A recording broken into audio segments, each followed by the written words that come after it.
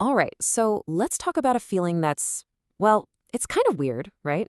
It's that sudden urge to just pull away from everything, to go quiet, and to basically disconnect from the life you know. It can feel really unsettling for sure. But what if it's not a bad thing? What if it's actually a sign that something pretty incredible is happening just under the surface? When this whole internal shift kicks off, the first thing most of us feel is just confusion, and it can be super isolating. You might feel like you're drifting away from people, from things you used to love, and you have no idea why. It can be a lonely place to be, but trust me, you are so not alone in this. I mean, really think about it for a second. Have you ever had that, where one day things are just fine and the next, there's this powerful, almost magnetic pull inward? A need to create space between you and, well, everything. Your friends, your daily routine, maybe even your own goals. It's a strange feeling for sure. And yeah, these feelings, they show up in some really specific ways. Maybe it's a strong, almost desperate need to just be alone. Or you look back at your past self and feel totally disconnected, like that was another person. You might find yourself ditching old habits, or things that used to be fun just feel blah. It's so easy to look at this and think, oh no, I'm becoming antisocial, or worse, I'm losing myself. But here's the thing, these aren't signs of loss. They're symptoms of major internal construction. And that feeling of losing connection, it's definitely real. But the why behind it, that might not be what you think at all. So what if this retreat isn't about shutting down? What if it's actually about gearing up for what's next? Which leads us to the big, kinda scary question, doesn't it? Are you having a breakdown, or are you actually on the edge of a breakthrough?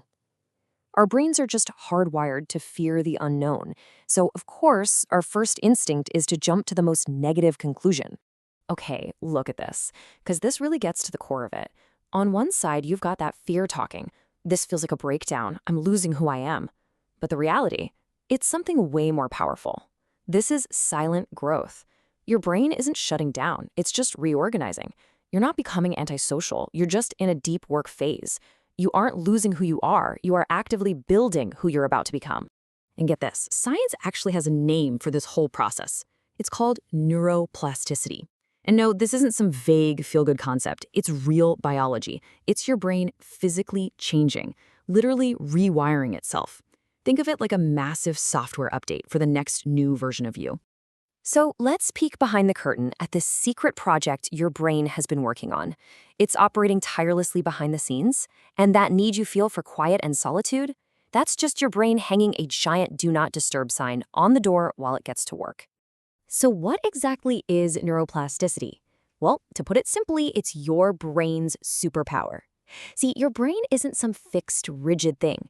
It's more like clay, constantly being reshaped by your thoughts, your experiences, everything you do. Every time you learn a new skill or finally break a bad habit, yep, that's neuroplasticity in action. Here's a really cool way to think about it. Imagine your brain as the master architect of your identity.